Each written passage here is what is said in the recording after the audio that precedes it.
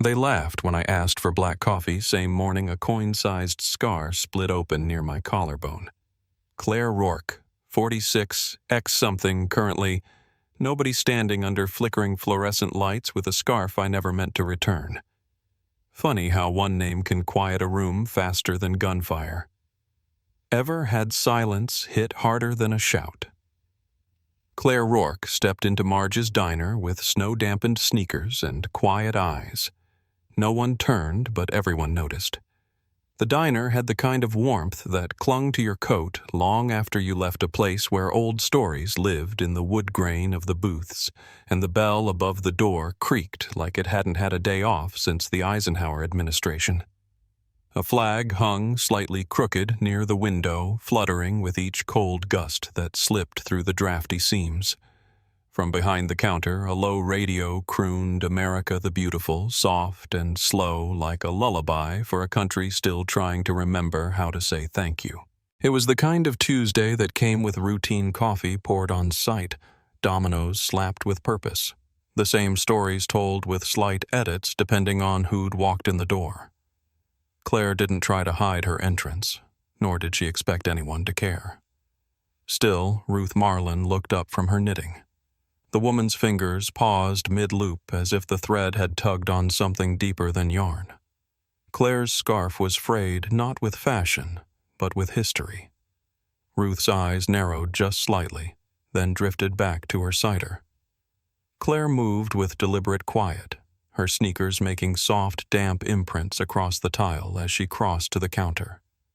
She took a stool 2 seats down from Frank Delaney, who sat hunched over his usual steaming cup of black coffee. He didn't look at her, not directly, just the barest flick of a glance. Claire met it with a nod, the kind exchanged by strangers who weren't quite strangers. Tanner Blake leaned against the tactical counter with the swagger of a man who thought his name should be on the building.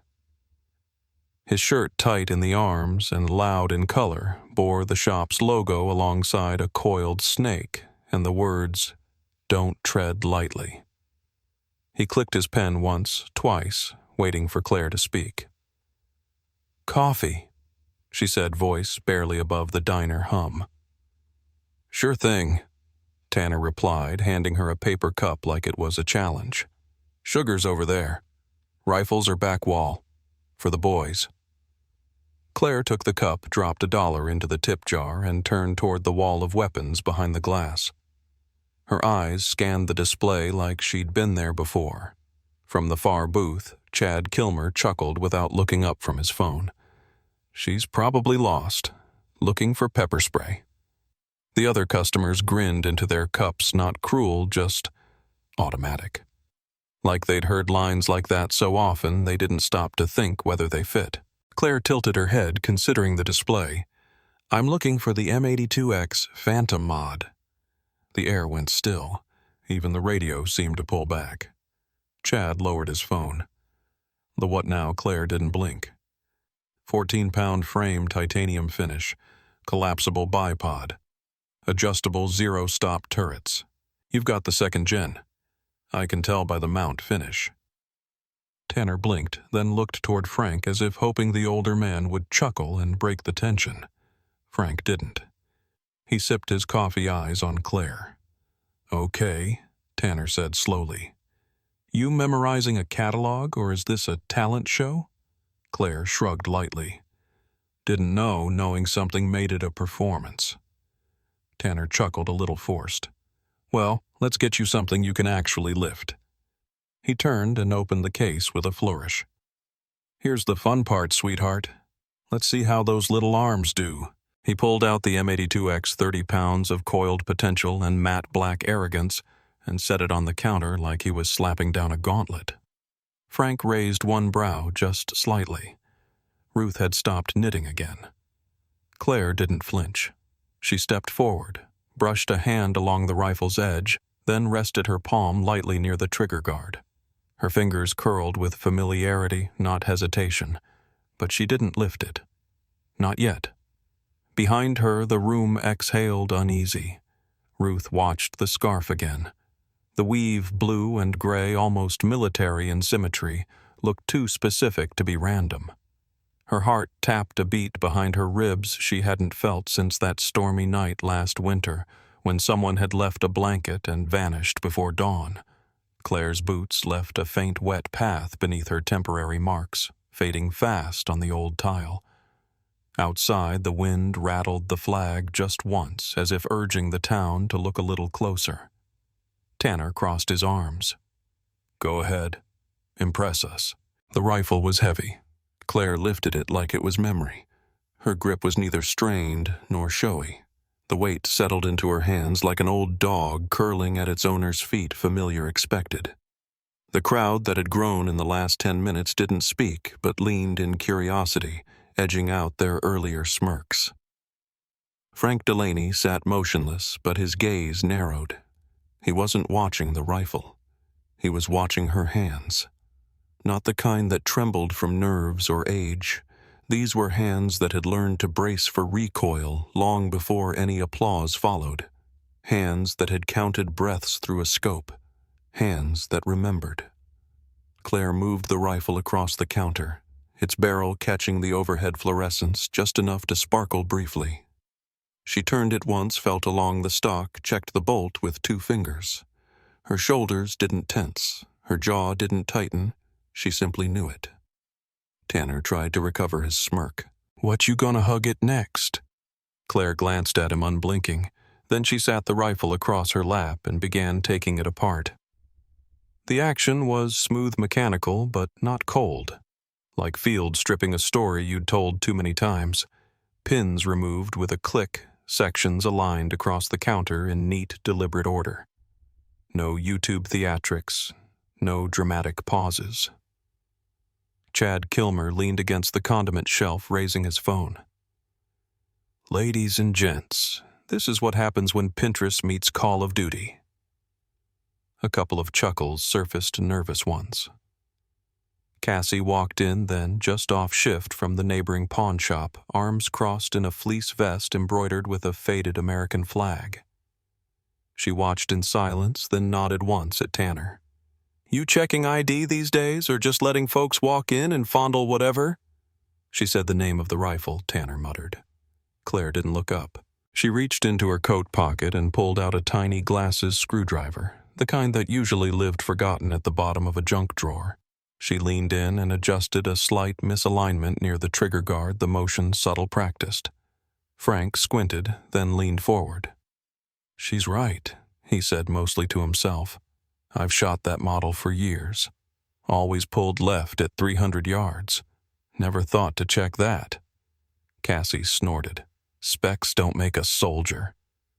Claire looked at her and said evenly, "Neither do patches." The room stilled. Even the radio seemed to lower its volume. Someone in the back murmured, "Well, damn." Liam, the high school kid who always filmed things without asking, was perched on a stool now, camera aimed loosely at Claire's hands. Cassie approached slowly, peering at the disassembled rifle. "Where'd you learn that Claire didn't answer?" She was already reassembling it. The motion was clean without wasted energy. Each part returned to its home with a quiet click, as if it had never been a part at all. It wasn't showmanship, it was reverence. Frank sat back like he'd been punched in the gut by a ghost. His coffee had gone cold. Ruth, meanwhile, had stopped pretending to knit. Her cider sat untouched. She adjusted her scarf, revealing a frayed corner just beneath the fold, poorly stitched, but mended with care. She remembered that night clearly, a blizzard power out and a stranger's coat left at her door. Claire's scarf had a matching fray. Frank whispered to no one, and everyone I knew someone like her once. Wouldn't talk. But the rifle did. Chad looked between them, uncomfortable. He scratched his head, trying to reclaim the moment. All right, he said, pointing to the window. "Let's take this outside. Coin target's still dangling. No one's hit it in years." The wind picked up just as she reached the line. Some said it was luck. Others didn't speak. The snow behind Marge's diner had formed a thin crust just enough to crunch under boots, but not thick enough to hide the frozen earth. The shooting range was simple worn wooden posts, a sagging rope with rusted clips and a few folding chairs that hadn't been moved since last summer. A makeshift banner above the range flapped against the sky. Veterans eat free next week. The E in free had faded the rest, dancing in rhythm with the gusts. Claire walked toward the shooting line like she was returning to a place that no longer existed. Each step settled with quiet certainty. The crowd followed behind but kept a distance now, not out of politeness, but because no one knew quite what to say anymore. Chad leaned on the post with practiced swagger arms crossed. Cassie stood just behind him, still smirking, but her eyes tracked Claire differently now, less like a show and more like a mystery she wasn't sure she'd solve. Ruth sat wrapped in her wool coat on the edge of the porch, cider in hand, though she hadn't sipped it in a while. Her scarf had slipped slightly again, revealing that rough stitching that corner she remembered sewing during the ice storm last year. Claire reached the line, adjusted her gloves, and set the rifle down with care. She knelt slowly, letting her knee sink into the cold earth, settling her weight like she'd done this 100 times before. The coin dangled 200 meters out, a dull silver glint small as a fingernail from this distance. It swung in lazy arcs tugged by the unpredictable wind, the kind of shot no one bothered trying anymore. Someone had put the coin there 10 years back as a joke. No one had hit it since. Claire's gloved hand moved to the rifle's stock. Her fingers brushed a shallow scratch etched in the wood, a crescent line that matched one she'd traced before years ago on a rooftop in a different country under different weather with someone calling numbers beside her. She let her hand rest there a moment longer. From the porch, Liam raised his phone. Still rolling, he murmured. The range instructor, a gray-bearded man in camo pants and a worn clipboard, nodded once, but didn't speak. He'd seen people try. He'd never seen someone like her try. Claire peered through the scope, adjusted once, twice. The crosswind kept tugging left. She exhaled through her nose, not her mouth. No words, just measurement. The first shot rang out with a flat crack. The coin spun wildly, a flash of light bouncing off its edge. The crowd leaned forward. She chambered the next round without looking up. No celebration, no reaction. The second shot pinged again, this time a fragment chipped off the side of the coin, spinning into the snow like a falling tooth. Chad's jaw tightened. Cassie said something under her breath. Claire didn't blink. Third round. No deep breath. No dramatic countdown. The coin split. Not a clatter. Not a ricochet. Just a clean, quiet split, two halves drifting apart, the chain breaking a soft descent into the snow. Silence. No cheers. No gasps. Just the wind pushing across the range, shifting loose flakes like it was sweeping up after a show. Claire stood. Brushed her gloves together. Murmured just loud enough for the wind to carry it whisper 6. Frank, still inside by the window, dropped his cup. It shattered quietly against the linoleum, coffee blooming across the floor like a slow bruise. His lips parted, but the words wouldn't come. Ruth rose stiffly from her seat. Her hand clutched her scarf, now fully unfurled, the old threads exposed. Her memory rushed back, the blizzard, the way the porch had cracked beneath her. How someone had lifted her with calm urgency, wrapped her in warmth, disappeared before morning. The scarf had been left behind. This scarf. Liam's phone buzzed. His recording had already posted, already spreading. Then the crunch of tires on snow. A black SUV pulled into the lot. The engine cut. Door opened. A man stepped out in full uniform, pressed deliberate. His hat carried 4 stars and a quiet presence that pulled attention like gravity. He didn't speak. He saluted. Silent. She didn't raise her voice, but her name echoed louder than anyone else's ever had. Back inside Marge's diner, the warmth met everyone like a second skin they hadn't realized they needed. Boots stomped snow loose. The door's bell creaked. Heaters hummed low against the windows, now fogged by breath and steam. Overhead, a Johnny Cash song drifted from the radio, scratchy and slow singing about roads not taken and debts unpaid. Claire sat alone in a corner booth, a mug of black coffee between her hands. She hadn't touched it much. She just sat quiet as ever, like she belonged to a different kind of silence than the one outside. Frank was still standing by the counter, one hand hovering near his cup, but not picking it up. He looked at Claire like she was a painting half-remembered lines. Familiar colors changed. His lips parted, but it took time for the question to form. "Did you serve?" Claire looked up, slowly, eyes level. "Retired," she said. "Nothing more." Chad, still jittery from the outdoor display, tried to reclaim ground with a laugh. "Retired from where call of duty." A couple of locals chuckled, but it didn't spread far. The room had changed. Claire didn't respond. She sipped her coffee. Near the front, Ruth stood. She had the scarf in her hands, now unwrapped the fabric stretched between her fingers like something sacred. Her steps were slow, her body not as steady as it once was, but her resolve was firm. "I never told anyone," she said, her voice quivering more from memory than age. "That night last winter, my porch gave out. I slipped. Broke 2 ribs. Thought I'd freeze there." She stopped beside Claire, who turned slightly but didn't look up.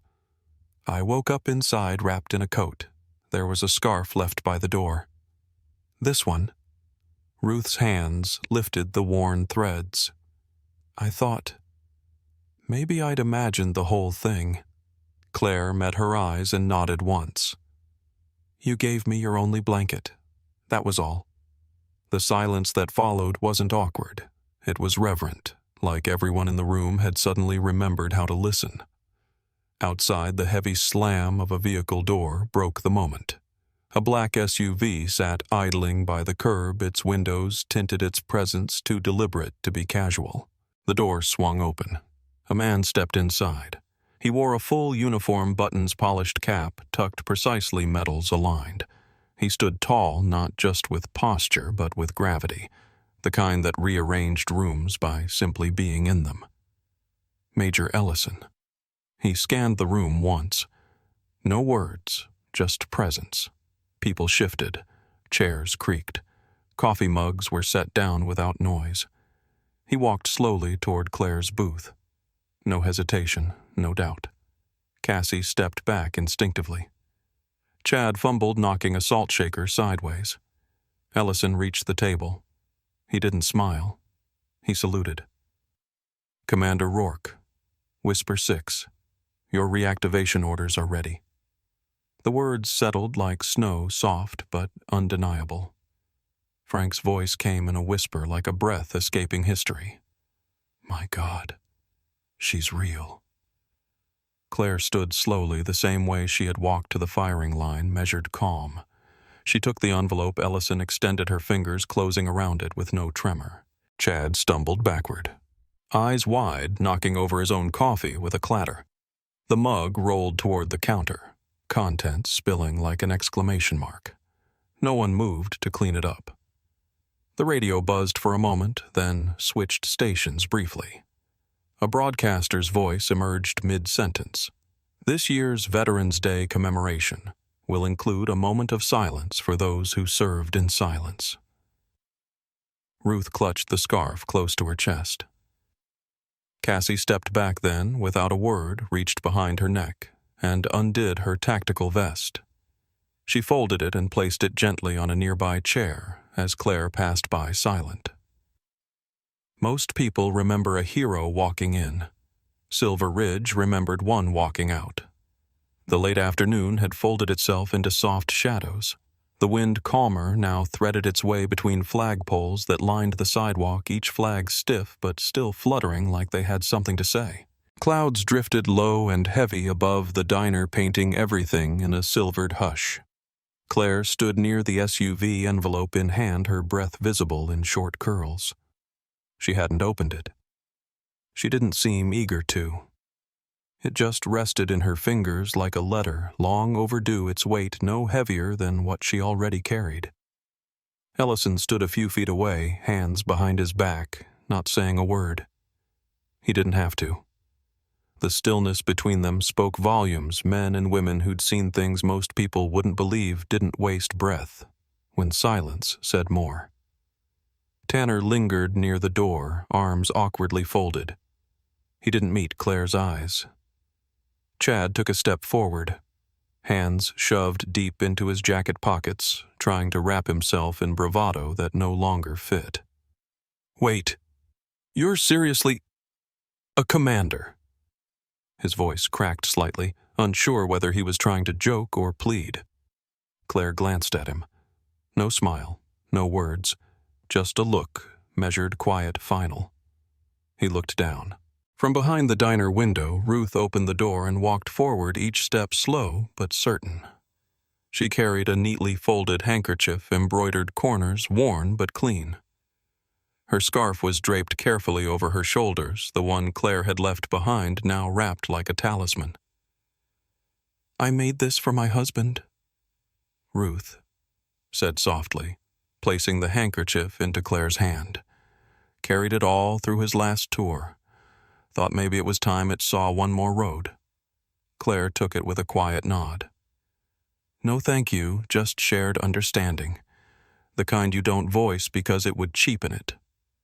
Frank was next. He stepped away from the wall where he'd been leaning posture upright now in a way it hadn't been all day. He brought his hand to his brow in a salute clean practiced, full of everything he hadn't said out loud. Others followed. Not in unison, not rehearsed. But one by one, vets, locals, the man who fixed trucks on 2nd Street, the woman who ran the post office, they each acknowledged her the only way they knew how. Cassie stepped back, lips pressed into a line. Her sunglasses came off, folded, neatly tucked into her vest pocket. She didn't approach, just nodded once, a gesture of quiet apology.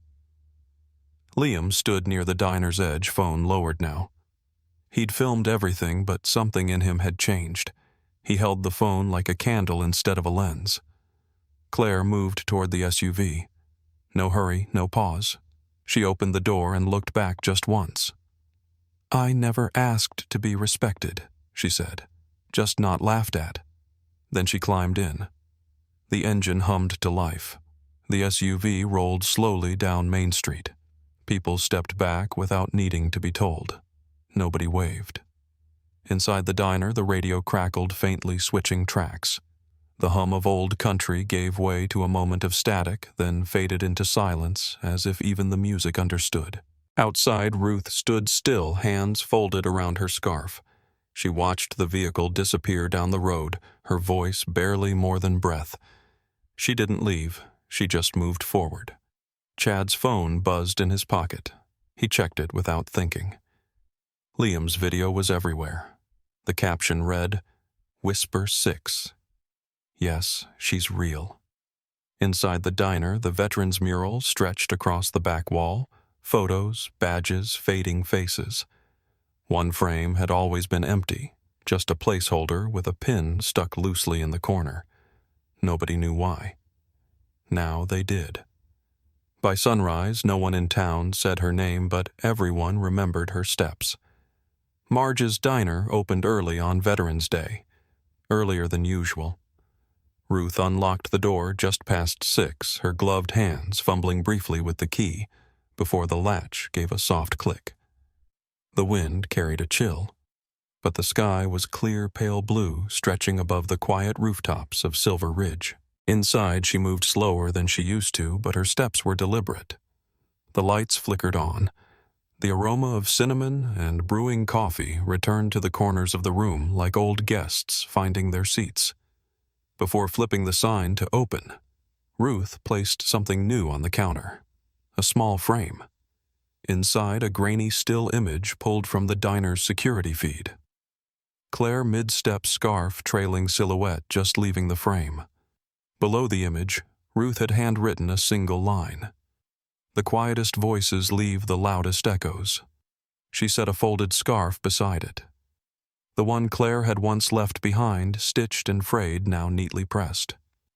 Frank sat in the back booth, eyes red, laptop open. His fingers hovered over the keys, then slowly typed, "She was one of us." We just didn't see it. Not until it was too loud to ignore. He didn't sign the post, just left it on a veterans forum under a generic username, then closed the screen with a sigh. Out at the range, Cassie stood alone. No swagger, no phone, just her and the cold steel of her rifle. She lined up, each shot waited longer between squeezes. No music, no talk. The kind of silence that asked questions you couldn't answer out loud. Tanner's shift was over permanently. No one said why. But the help wanted sign had reappeared in the diner's window, handwritten and hopeful. Chad was gone, left 2 nights ago. Deleted his video. Closed his account, didn't say goodbye. No one chased him. Liam, though, had reposted the video with a new caption. Some heroes don't speak. They just show up. It had over 1 million views now. Thousands of comments, some from vets, some from kids, most from people who just needed someone like Claire to be real. At 10 o'clock, the town square gathered for its annual Veterans Day observance. Simple wreaths on the benches, pins on jackets, cups of hot cider handed out by the high school ROTC. The usual moment of silence came. This year, it lasted longer. No one counted, but no one moved either.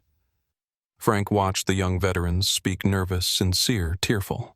He didn't speak himself, just watched, remembered. In the days that followed, a new frame was added to the diner's wall right next to the veterans' mural. No photo this time, just a faded stitched patch mounted behind glass. It looked worn, its edges darkened with age, threads loose in some places. Beneath it, a small brass plaque read, "Whisper 6. She stood where you mocked her." People noticed. Some stared longer than they expected. Some just nodded. And somewhere else, in a living room lit by morning sun, a little girl sat cross-legged on the carpet watching Liam's video on her father's phone. The coin spinning. The silence. The SUV. She looked up.